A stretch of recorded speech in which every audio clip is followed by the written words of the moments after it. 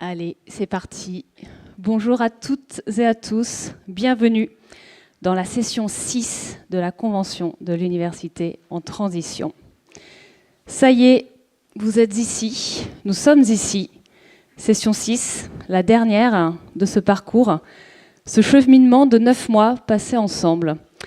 Cette session, on aurait pu choisir de l'appeler l'atterrissage. On a choisi l'envol. Pourquoi l'envol ? Parce que à ce moment-là du parcours, c'est bien plus un début qu'une fin. On a passé 9 mois donc à cheminer ensemble, à expérimenter, à débattre, à réfléchir, à être d'accord ou pas toujours d'accord.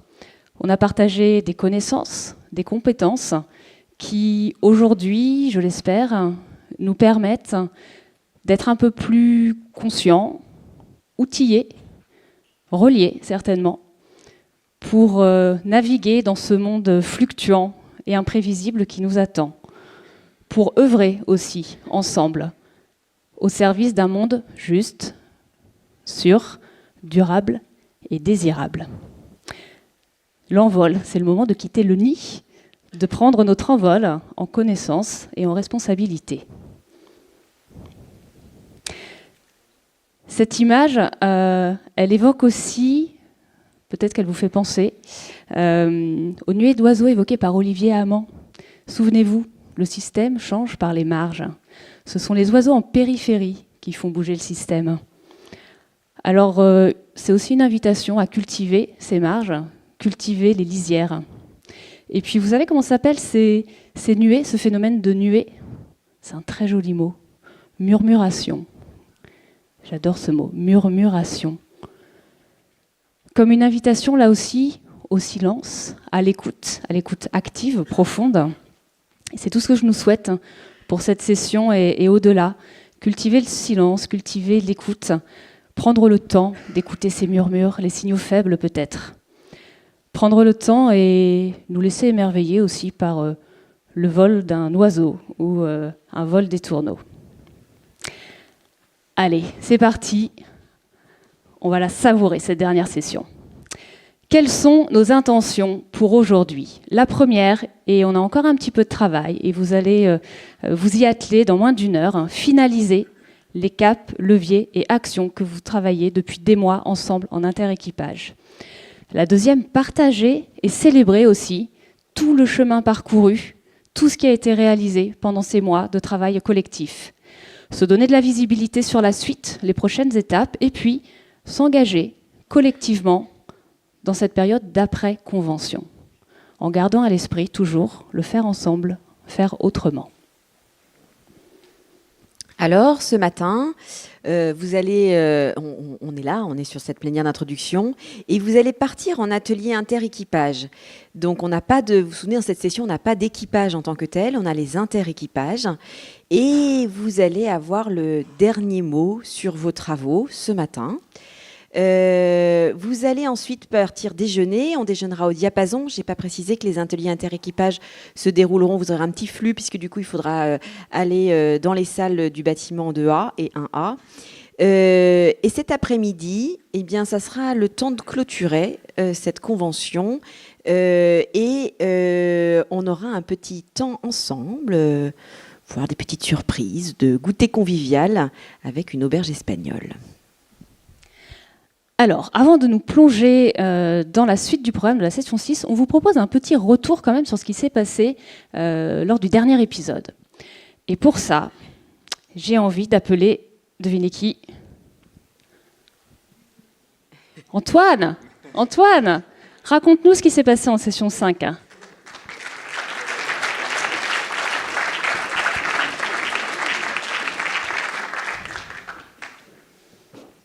Antoine qui a bossé jusqu'à tard hier pour nous partager ses planches. Oui, vas-y. Alors, ça c'est pour vous, pour vous montrer un petit peu les dessous de ces dessins, une petite animation sur la première planche qui présente notre arrivée à l'EHESP lors de la dernière session. En fait, je pensais que c'est toi qui dessinais, mais tout se fait tout seul. Hein. Voilà. On utilise des intelligences artificielles, j'ai demandé à Olivier Wong. Voilà, donc session 5. Ah, bon, c'est toi qui as le... Ouais. Hop.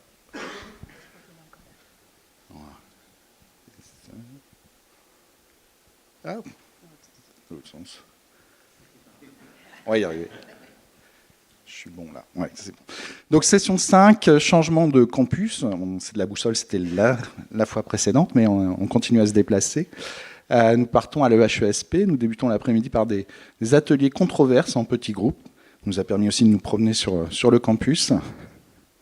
Alors ces ateliers controverses, le principe c'est d'avoir des propositions et puis on va se déplacer dans l'espace en fonction de notre degré d'accord avec ces différentes propositions, avec une ligne centrale qui correspond peut-être bien que oui, peut-être bien que non. Personnellement, j'étais sur les enseignants sont-ils des étudiants comme les autres. Tout le monde s'est déplacé. Alors, Ronan est resté un pied de chaque côté de la ligne, peut-être plus normand que breton sur ce coup-là, à moins que ce soit l'art du compromis. Et puis, bon, finalement, il n'y a pas de bagarre spectaculaire. Hein, et je me suis éclipsé avant les ateliers interéquipage qui ont suivi. Ensuite, on est allé vers des plénières. On a eu l'occasion d'avoir un certain nombre d'intervenantes. Cécile Renoir nous a présenté une expérimentation menée au campus de la transition au travers de l'opération Sibérie. Il faut chauffer les fesses, mais pas la messe, ou dit autrement, les corps plutôt que les espaces. Et puis ensuite, j'ai oublié, Alessia, j'aurais dû marquer son nom, nous a dit, dans coopérer, on a fait un peu de latin pour le coup, dans coopérer, il y a cum ensemble et operari ou opus l'œuvre, et dans collaborer, on retrouve cum associé à la notion de travail, laborare. Alors que vaut-il mieux, faire un effort ensemble ou produire une œuvre ensemble? Donc, je me suis illustré en latiniste un peu perdu, avec Aesa, Rosae, Rosam et Spiritus Rex. Donc les latinistes verront que je n'y comprends pas grand-chose. Et puis enfin, Émilie Frankel poursuivait les présentations en nous donnant son regard d'experte sur les conventions initiées dans l'enseignement supérieur, puisqu'elle a participé à un certain nombre d'entre elles. Et l'après-midi, après ça s'est terminé, par un au revoir et des remerciements à l'équipe de l'Institut CEC qui nous a accompagnés sur cette convention. Et il était temps de se projeter sur la dernière session aujourd'hui et son thème, l'envol. Donc, vous voyez le grand saut. T'es sûr, c'est haut quand même. T'inquiète, tout va bien se passer. Voilà. Merci beaucoup, Antoine. Hop. Merci. Ça va bien se passer, espérons-le. Merci beaucoup, Antoine. Alors, retour rapide sur cette session. Qu'est-ce que vous en retenez? Qu'est-ce que vous nous avez dit à travers les questionnaires? Une session globalement super appréciée, à la fois par ces conférences, ces ateliers, le lieu choisi aussi. Vous étiez super content d'aller à l'EHESP, de changer de décor. Vous étiez certes fatigué, et ça s'entend et c'est normal, mais surtout motivé et optimiste en sortant de cette session. Les conférences, vous avez salué les interventions de Cécile Renoir, d'Alessia Lefébure, d'Émilie aussi. Vous avez apprécié le rythme avec plus d'ateliers, moins de plénières. Vous avez apprécié aussi la diversité des ateliers. Ceux qui ont vécu le format d'arpentage ont beaucoup apprécié l'expérience. Et puis ce sujet de controverse qui vous a amené à expérimenter d'une manière peut-être un petit peu différente le désaccord et à le dépasser. Et donc pour beaucoup d'entre vous, ça a été une expérience très riche, avec même des souhaits de prolonger, de renouveler l'expérience dans d'autres contextes. Une dynamique collective réaffirmée, effectivement, et ça c'est ce qui ressort à chaque fois, à chaque session. Vous êtes heureux de retrouver le collectif, vous êtes heureux de vous retrouver en équipage ou en inter-équipage, et de prendre ce temps précieux et qualitatif pour échanger et construire ensemble. Vous parlez d'échanges avec des personnes qui ne font pas partie de votre milieu professionnel habituel. Vous vous sentez grandi par cette expérience du désaccord. Certains disent qu'il faudra continuer d'aborder nos fameux désaccords. La volonté aussi, l'exigence, volonté de tenir l'ambition et de déployer au-delà de l'expérience, au-delà de la convention, cette même expérience et ce cadre de coopération, de l'incarner aussi dans votre quotidien. Créer des espaces, continuer à créer des espaces d'échange avec toutes les parties prenantes et à poser et tenir ce cadre. Une montée des curseurs, certains en sont même étonnés, ils disent wow, je ne pensais pas qu'on pourrait aller plus loin, et pourtant on l'a fait, on a réussi à monter les curseurs, et ça c'est aussi grâce à l'intelligence collective. Et puis ce petit apéro convivial de la fin, il vous a bien plu aussi, certains en gardent des très très bons souvenirs. Quelques citations, et ça c'est vous qui le dites. Effectivement, je ne pensais pas qu'on pourrait aller plus loin dans l'ambition, et pourtant on a poussé les curseurs. C'était inspirant, enthousiasmant, joyeux. La session 5 a permis de phosphorer en atelier sur des actions à développer, et créer aussi sur les renoncements indispensables pour entrer réellement en transition. On a réussi à s'écouter, à coopérer et donc avancer, malgré nos points de vue divergents. Et puis ça vous donne des idées, des envies d'action pour impliquer nos collègues. J'aimerais proposer moi-même des ateliers, j'aimerais des temps d'échange, et surtout j'aimerais co-animer avec mes petits camarades de la Convention aussi. Donc voilà, des idées qui germent et qui donnent de l'envie pour la suite aussi. Et puis ces questionnaires, vous le savez, ils nous permettent de mesurer le bilan carbone de ces sessions. Voilà en synthèse notre impact, l'empreinte carbone des différentes sessions. Et là, grand merci à Lisanne qui mouline tous ces chiffres session après session et qui nous en fait l'analyse et les recommandations qui vont avec. Ce que vous voyez là dans les bâtons, hein, donc on est entre 1,3 et 2 tonnes. On a plutôt été en descente. Et puis la courbe que vous voyez au-dessus, c'est l'empreinte carbone par participant par jour. Donc on voit qu'il y a cette petite tendance à la baisse, même si finalement on est à peu près assez stable, mais avec une petite tendance à la baisse. Qu'est-ce qu'on retient? Autour de 8000 kilos d'équivalent CO2, une offre de repas végétarienne qui a permis d'éviter pas loin de 6000 kilos. On aurait quasiment doublé l'empreinte carbone si on n'avait pas fait le choix du végétarien. Je vous rappelle qu'en moyenne, un végétarien par rapport à un repas carné, c'est un rapport de 1 à 4. Et puis, sans surprise, les premiers postes d'émission, c'est les transports, c'est l'alimentation. Petite piste de réduction, évidemment, privilégier les transports en commun, mais sachez pour ceux qui ne le peuvent pas que la ville de Rennes a lancé Covoitstar avec Blablacar Daily depuis janvier. Donc n'hésitez pas à aller voir et à expérimenter aussi de votre côté.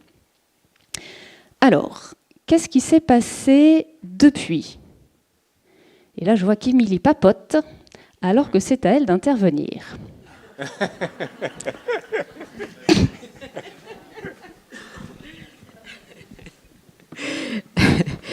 Ce qu'il s'est passé depuis. Ah, zut. Pourquoi il... Voilà.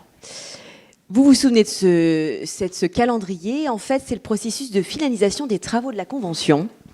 Et on a mis en exergue le moment où on était.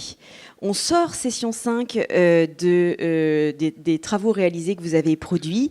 Et là, il se passe ce temps, effectivement, où il y a une relecture par vous tous et un partage aux intervenants de la Convention. Regard croisé, c'est ce qu'on appelait regard croisé, regard d'experts. Et effectivement, les experts sont entendus à cet endroit comme les intervenants à la Convention. Et il s'est passé plein de choses pendant ce temps-là parce qu'on a eu un temps de travail du 21 au 23 où on a été nombreux à relire, regarder, croiser tout ce qui avait été dit. Au total, c'est 17 contributeurs, contributrices chez les participants pour 180 commentaires. 180 commentaires, c'est en fait tout ce qu'on va trouver sur chacune des actions, en fait, des CAP levier action. Et des experts qui ont répondu en nombre. Et ça, pour le coup, c'était quand même notre joie, notre plaisir, notre encouragement. Je vous avoue que ça a été pour nous quelque chose d'extrêmement important parce que non seulement ils ont relu, mais considérant que l'objet était très important, ils ont fait relire leurs équipes pour une partie d'entre eux. Donc voilà, ça me paraît le message important que je voulais vous faire passer aujourd'hui. On a du monde derrière nous. Et voilà, Cécile Renoir, Olivier Amand, Émeric Fortin, Benoît Frune, Tamara Benari, Alessia Lefébure, Nicolas Freund, Lucas Quilina, Sandrine Rospabé. Ils sont intervenus à la fois sur ce qu'ils voyaient au global, mais également dans le détail de chacune des actions, avec des propositions. Alors après, il n'y en a pas des propositions sur tout, mais en tout cas sur ce qui leur semblait intéressant. Les retours qu'ils nous ont faits sont des retours très positifs. Et c'est pareil, pour le coup, on n'était pas sur un retour de type poli, où ils nous auraient dit bah oui c'est bien ce que vous faites, mais voilà, on a eu vraiment des retours précis et ils nous ont expliqué en quoi ça les avait touchés eux. On a cité la 2 verbatim, Benoît Frune, qui dit l'ensemble des thématiques qui devraient être couvertes par les stratégies de transition écologique sont couvertes.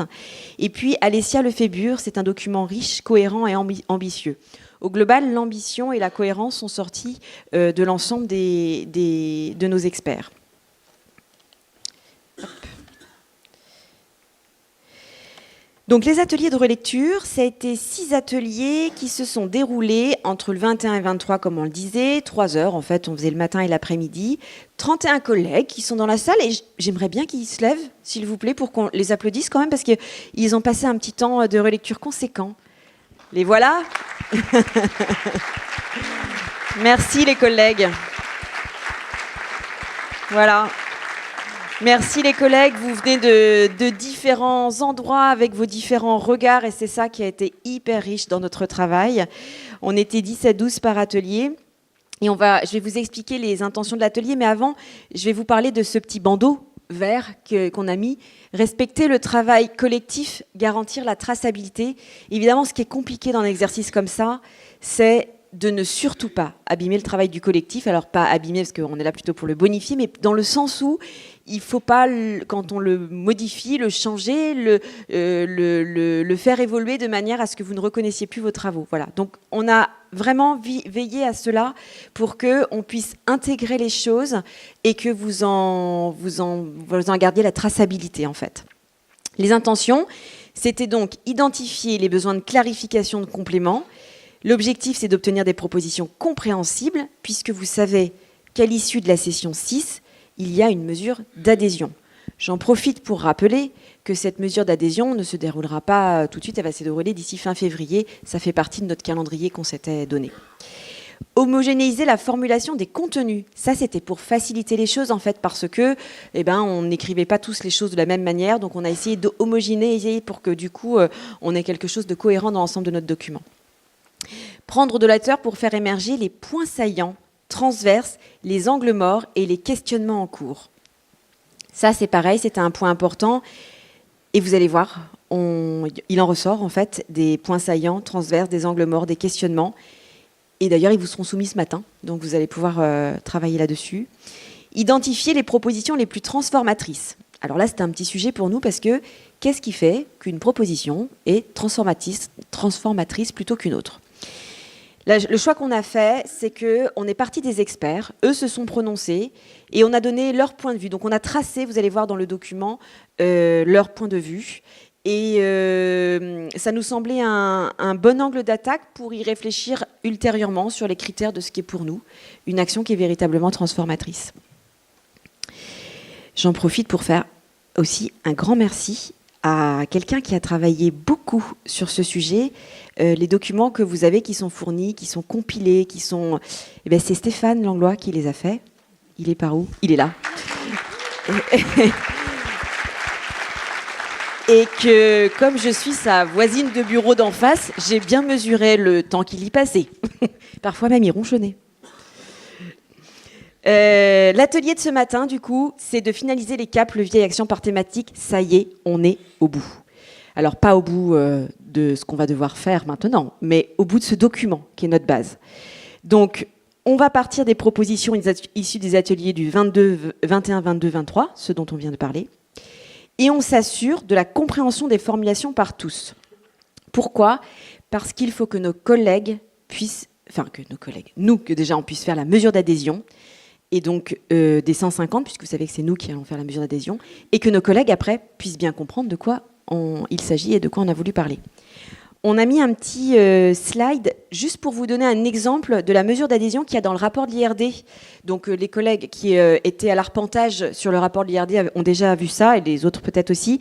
Donc une adhésion, c'est pas en mode oui-non, parce que ça n'aurait pas tellement de sens, mais bien sur une échelle qui permet de se prononcer. Là, par exemple, le choix qu'ils ont fait, c'est de j'adhère totalement à je n'adhère pas du tout, avec des intervalles, et puis le je souhaite m'abstenir.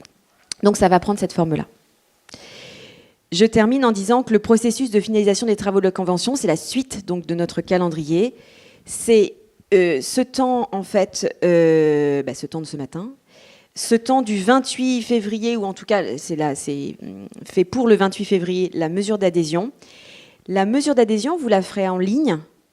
Ça va être long, parce que on va voter, enfin on va faire la mesure d'adhésion, pardon, je ne veux pas parler de vote parce que ce n'est pas un vote, sur l'ensemble des actions. Donc c'est bien au niveau le plus fin que l'on va devoir se prononcer. Mais il est clair que la légitimité du document, sa crédibilité va reposer en fait sur le fait qu'on ait bien tous fait notre mesure d'adhésion. Donc je passe le message là, on aura l'occasion de le redire, mais c'est très important. Et pour ce faire, parce que vous savez, on est tous pareils, hein, quand on reçoit un formulaire et qui a écrit 3 minutes pour répondre, on en a déjà marre au bout de 30 secondes. Là, ça va être long. Et pour ce faire, on va faire des temps collectifs qu'on vous proposera pour qu'on puisse faire la mesure d'adhésion ensemble. Ça ne va pas réduire le temps, ça va juste être un peu plus rigolo.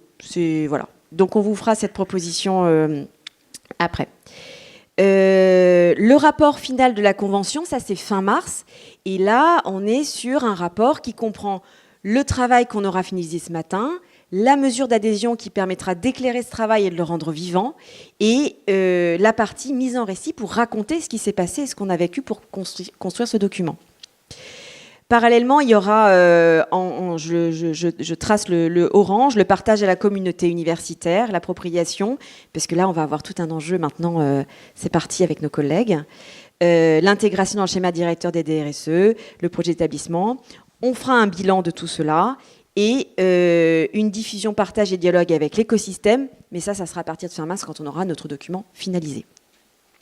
Voilà. Alors, encore 2 messages avant de vous laisser partir en atelier. Le premier, il est porté par les expertes qui ont contribué, qui sont donc plongés dans le document et qui ont souhaité vous adresser à vous, participants de la Convention, un petit message avant que vous rentriez en atelier.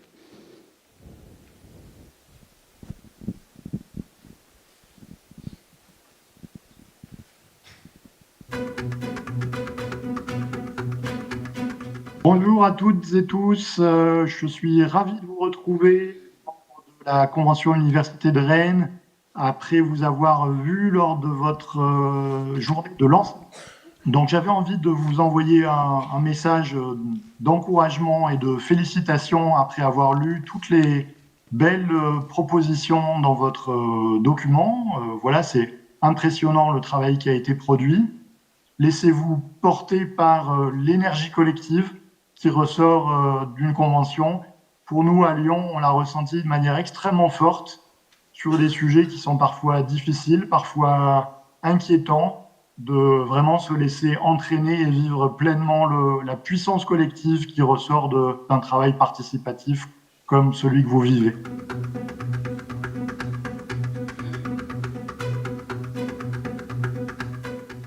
Chers collègues, l'Université de Rennes a fait le choix d'une transition à la fois ambitieuse, mais pragmatique, basée sur une dynamique collective que je trouve absolument remarquable et que je pense garante de la réussite d'une telle entreprise, car assurant l'implication de l'ensemble de l'établissement. Nous devons donc être acteurs dès à présent de cette transformation, en ayant conscience de la richesse que constitue notre connaissances disciplinaires et nos grilles de lecture du monde. Pour tous, nous avons la chance d'exercer un métier au contact quotidien d'une jeunesse, certes hétérogène quant à ses attentes, mais qui nous nourrit de son énergie et de sa reconnaissance lorsque nous lui permettons de s'émanciper, tout en contribuant au bien commun. Cette énergie est renouvelable. Nous aurions tort de nous en priver. Alors allons-y.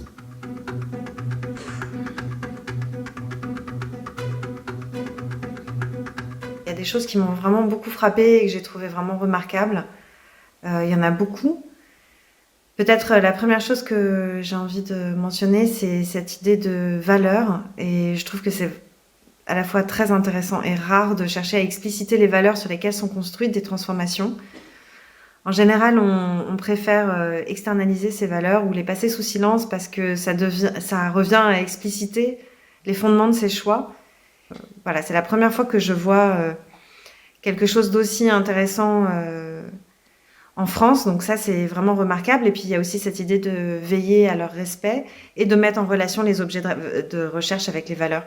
Ça va apporter énormément de soulagement à beaucoup de monde en fait, ceux qui l'ont verbalisé déjà et ceux qui le pensent et qui ne le verbalisent pas. Et donc ça aura probablement des effets très positifs sur la cohésion et sur le bien-être et le sens aussi au travail. L'autre chose qui m'a beaucoup intéressée, et c'était aussi le cas de ma collègue Aude Valade avec qui je travaille beaucoup sur ces questions, c'est le rapport au temps qui est très présent dans les différentes parties, avec cette idée de cercle vertueux sur les métiers, sur le fait de se recentrer sur ses corps de métier, mais sans oublier le travail. Donc les personnels supports, la mutualisation aussi. Ça montre les volontés de rupture et de création qu'il y a eu dans ce travail commun, voilà, qui m'a beaucoup impressionnée. Et donc je vous témoigne toute mon admiration et tout mon courage pour la suite du travail.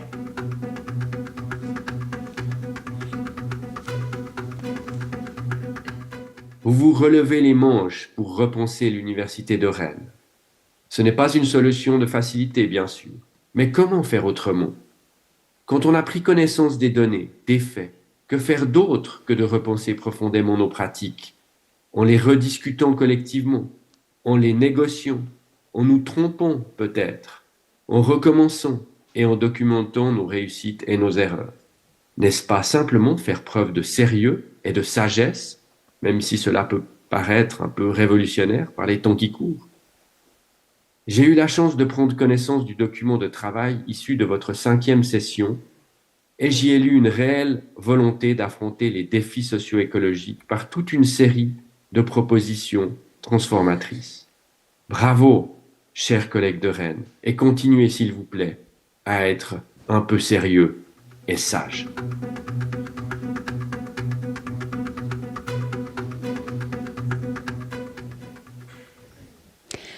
Voilà, ce sont des extraits, vous l'aurez compris. On vous mettra à disposition l'intégralité de leurs témoignages sur la plateforme Moodle. En tout cas, ça donne le ton et l'encouragement pour la suite. Avant de vous laisser repartir, un dernier mot sur le cap commun. La semaine dernière, donc il y a 15 jours maintenant, ce qu'a présenté Émilie, on s'est regroupé avec des volontaires participants de la convention pour retravailler les propositions et les caps en vraiment s'appuyant sur toute la matière collective produite. Un des travaux qu'on a fait et qui était vraiment inspirant, c'était de mettre ensemble tous les leviers, recherche, formation, vie de campus, organisation et mode de fonctionnement, et d'avoir un petit peu cette big picture. Et là, on a vu ressortir un certain nombre d'invariants et de choses qui étaient en commun, en fait, sur les différents caps.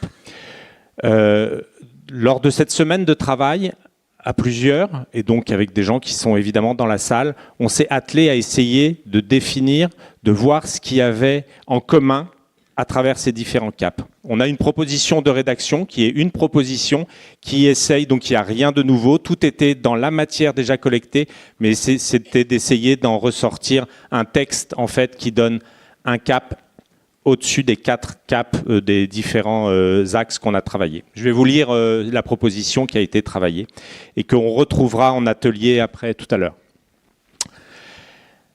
On l'a structurée en 3 grandes parties. Enjeux, vision et boussole. La boussole de l'Université de Rennes, qui régit toutes ses pratiques, est la préservation et la restauration d'un monde juste, sûr et désirable, un monde durablement habitable pour tous les vivants. Cette boussole intègre systématiquement les limites planétaires et la justice sociale. Principe. L'Université de Rennes souhaite s'appuyer sur les principes de la robustesse du vivant dans l'ensemble de ses activités.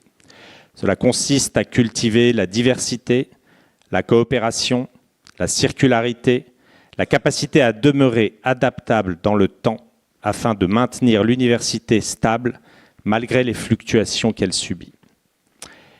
Quelle approche, quelle méthode? L'Université de Rennes facilite et valorise l'engagement de toutes ses parties prenantes dans le développement de terrains d'expérimentation, en formation et recherche, et également dans ses modes d'organisation et de prise de décision. Elle souhaite devenir une organisation apprenante en s'enrichissant des résultats de ces expérimentations par leur partage et leur documentation. L'Université de Rennes adopte et promeut des méthodes de coopération se basant sur l'écoute et la confiance dans l'intelligence collective. Voilà la proposition de CAP qui a été reformulée. Merci Ronan. Cette matière, elle fait partie de toute la matière que vous allez avoir à disposition là, dans quelques minutes pour travailler en interéquipage. Vous allez rebalayer le CAP, les leviers, les actions sur la base des propositions qui sont faites par le collectif qui a travaillé.